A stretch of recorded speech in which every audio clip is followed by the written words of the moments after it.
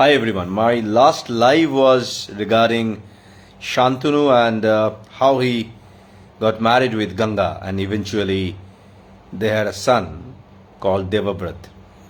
In my today's live, I'm going to share the entire story how Devavrata became Bhishma and Shantanu got his second wife and what happened to the entire Chandravangshi Rajvansh and what happened to Hastinapura. But before I go there, people who are talking about education, people who are talking about knowledge, people who really want to explore their real wisdom, they need to understand the basic thing. Rabindranath Tagore probably never went to the school. Lalan Fakir, forget about it. Come on, he never went to school anymore. Yeah, like he never saw school in his life.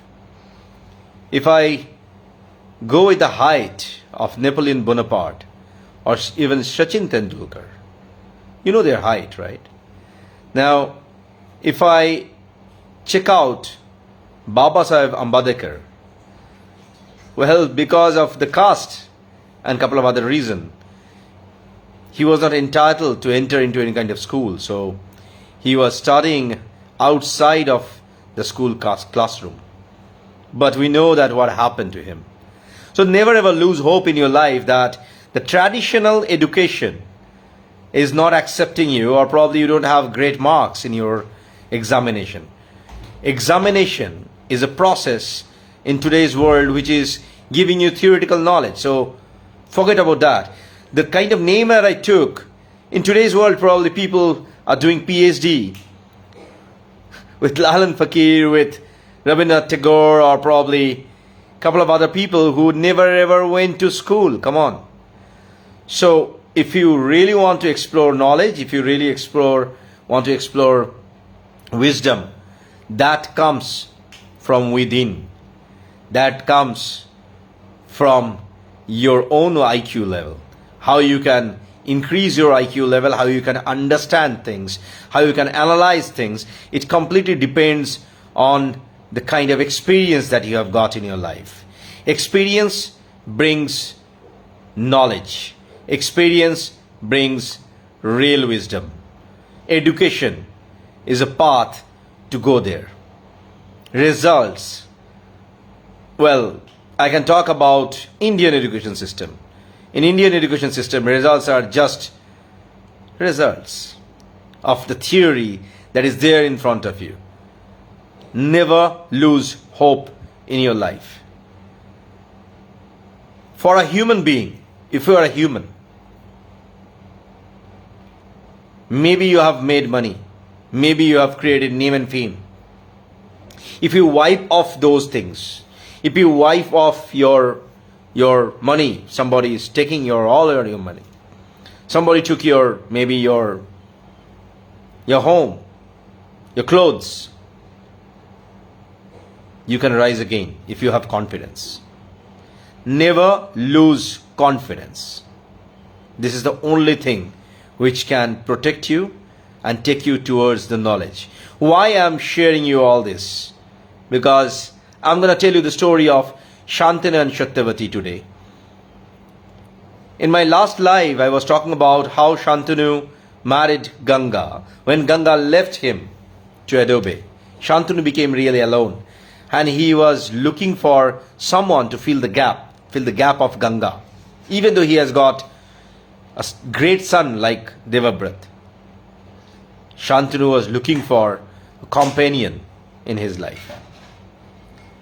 When he was traveling near Yamuna, all of a sudden he saw a beautiful lady sitting in front of the riverbank. Somehow Shantanu is maybe attracted towards a beautiful woman. So that happened. Shantanu got attracted and he proposed Satyavati to become his wife. Satyavati was daughter of Dasraj, which is not a king. I mean, she was coming from a different kind of background family. So Dasraj asked Shantanu that if he wants to marry Satyavati, then he needs to give a very basic exploration. of losing his own kingdom towards the biggest ethical disturbance. The reason I'm saying it like this, because Dashraj asks that Satyavati's first son will become the king of Hastinapura. But already Shantanu declared Devavrata as Yuvraj of Hastinapur. So he can't move from that vachan. So now the factories, neither he can deny that he loves Satyavati, nor he can say that, well, yes, I can make the first son of Satyavati as a king of Hastinapur. What to do, how to do, he was clueless. He went back to the kingdom, had a discussion, had a talk with Devavrata himself. Devavrata said that it's completely fine. Father, I'm completely okay with that. Devavrata went to Dasraj, had a discussion with Satyavati and said that it is completely fine, I don't want to become a king. Devavrata is one of the 8 Vasus. You need to understand his mindset, his wisdom is really open, clear-minded guy. And he said that, well, I'm cool, I'm fine. I don't want to become a king. So eventually Shantanu married Satyavati. Satyavati had 2 children, 2 sons, Chitrangad and Vichitravirja. But with this agony, Shantanu couldn't live long, that he didn't do justice to Devavrata. Eventually, Shantanu gave a boon to Devavrata that because he did this Bhishma Pratigya, that he will not be married for his entire life, he will become unmarried. Shantanu said that you will have Ichamritu. That means whenever you wish, you can die. While having a conversation with his mantris and other people, Bhishma said that because all of you are accusing my father that what will happen to Hastinapur, I'm taking an oath that whoever will sit in this chair, in this kingdom as a king, I'll serve that king as my father. That was another oath that Bhishma took, apart from the oath that he will never ever marry anyone. He will become brahmachari. So he will never have a woman in his life. That was really a great pratigya. Well, with this note, with this agony, Shantanu somehow couldn't survive long. He left the world, and Bhishma eventually got his 2 brothers, Chitrangad and Vichitravirja. When Chitrangad was aged and up for the kingdom, Bhishma made Chitrangad as the king of Hastinapur. But the saddest part, Chitrangad had a fight with a Gandharv with the same name like Chitrangad. So the Gandharv Chitrangad killed the human Chitrangad, and eventually Bhishma had to make Vichitravirja as a king of Hastinapur. When the time came, Satyavati asked that Vichitravirja should marry someone so that the code of Vansh can continue. Now here is another biggest tweak. Well, let me first give you the explanation why Dashraj did this and why Satyavati accepted that, okay, his son will actually rule Hastinapur. Not only that, Shantanu said yes, and eventually Bhishma became Bhishma. Dashraj, if you look at him, from his structure, he never saw any kind of big kingdom. He was not a big king. So he wanted his own daughter to be the ruler and the happiest person. On the same time, Satyavati actually wanted lots many power so that her own blood can rule Hastinapur. As I said, Jahane Bharate Tahane Bharate, I'm sure that all these kind of common things are now very, very common in human life.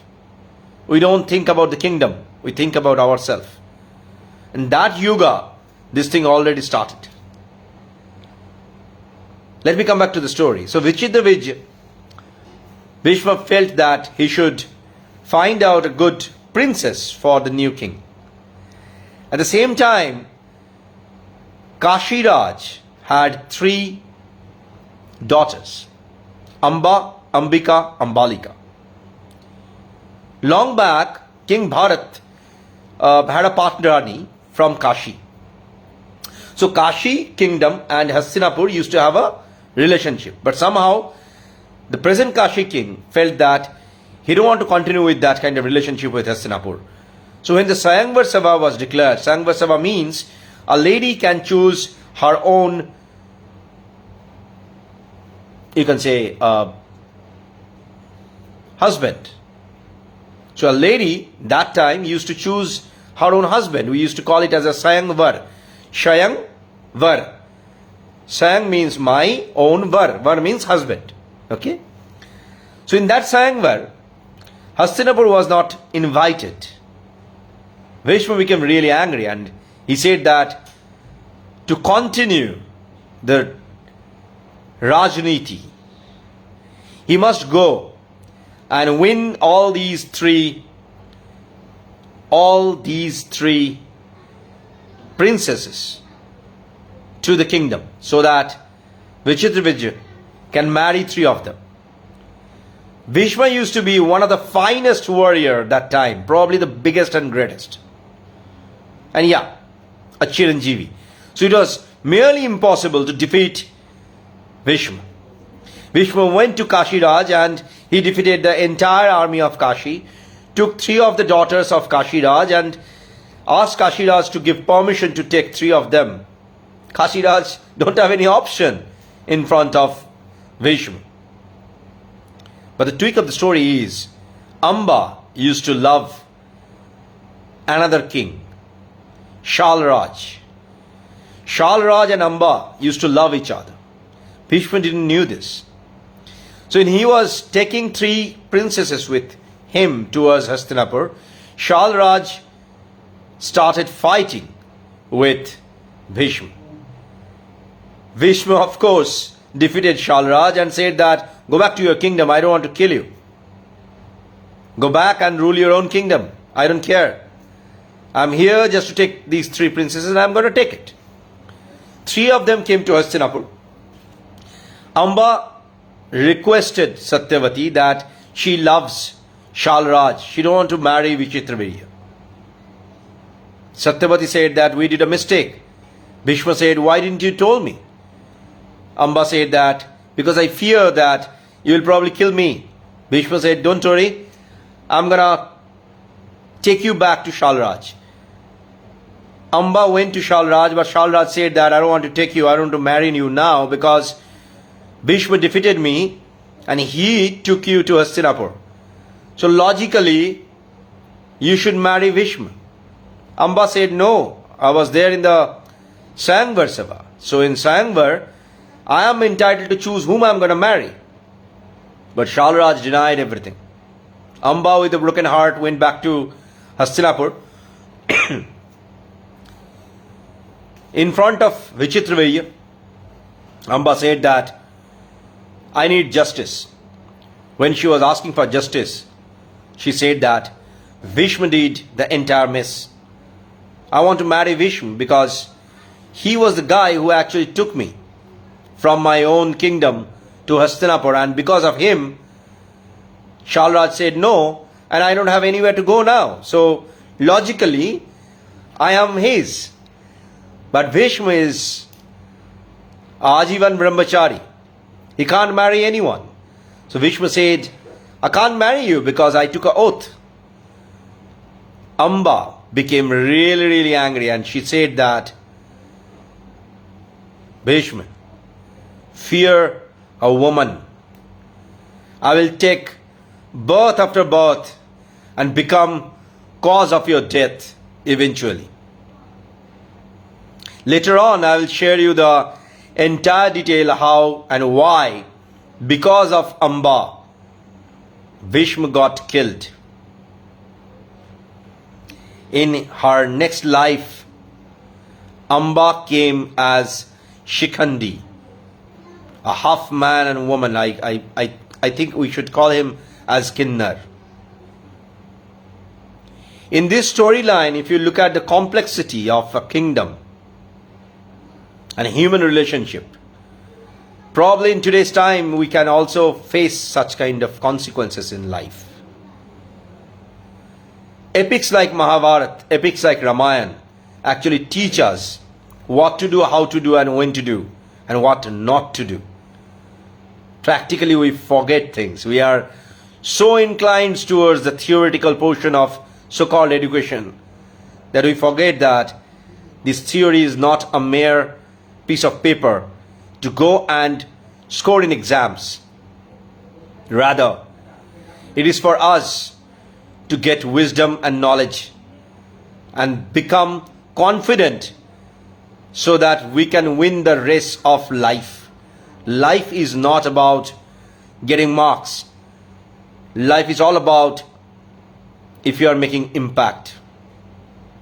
What kind of impact we are making, what kind of work we are doing, it completely depends on us. It completely depends on the circle that we create. It's like a butterfly. When you're flying on the open air, that's your life. The kind of ripple that you can create, it's unseen in human eyes. This is not just a metaphor. You need to understand. When we work, when you mix, when you talk to people, when you chat with someone, you need to understand the kind of vibration that is happening.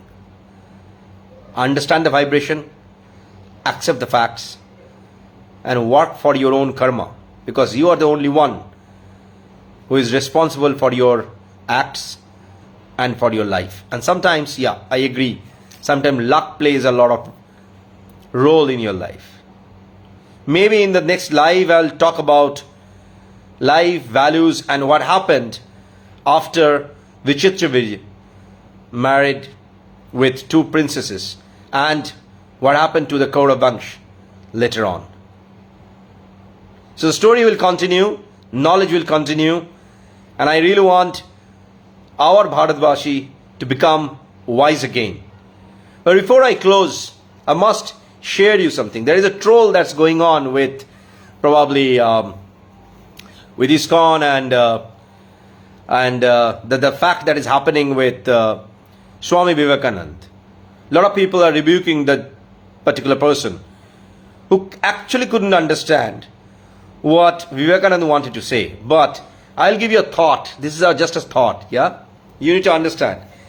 Sanatan Dharma, if you look at that, Krishna and Shiv are same.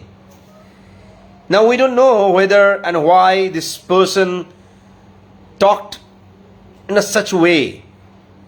But what happened eventually, Ramakrishna Mission and ISKCON became enemy to each other.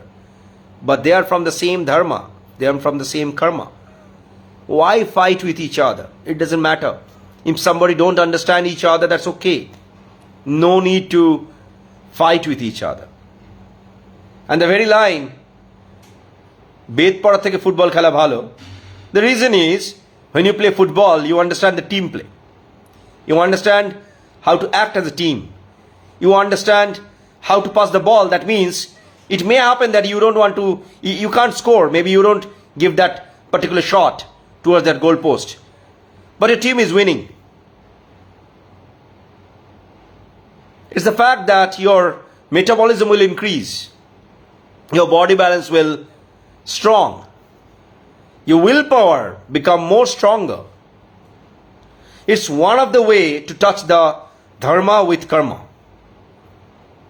It doesn't matter whether you are reading a theoretical book or not.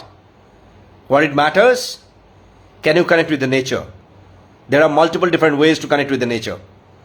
None of the rishis from ancient time used to just do Padmasana and do Om and Om. No. They used to be the biggest scientist. Remember the story I was sharing about Shakuntala's birth? How Menuka was actually became the cause of birth of Shakuntala with a rishi who were creating the parallel at obey, and Indra got feared out of that. So if you really want to become a guru, if you really want to add some kind of value to the humanity, it's not doing a Padmasana and say that, well, your energy should increase. No. You need to work for it. You need to understand the science behind the entire cause. You don't understand the logic, then you don't understand the art. If you are not from the scientific background, not from science as a subject, you can't draw. If you don't understand the color balance, then of course you can't paint. Understanding color balance doesn't entitle someone just to become an artist. An artist is a logical person. If they don't have the logic, they can't paint. If a person don't understand the logic of playing a piano or a guitar, they can't do that. Understand the notes needs logic from here. We have defined subjects. What is science, what is commerce, what is arts? Well, it's a man-made thing. The conclusion become logical to understand illogic, to implement logic in the bigger life. Stay tuned for more, and thank you so much for watching and encouraging me to come in live and share all this kind of information from epic and the science behind the epic. Thank you.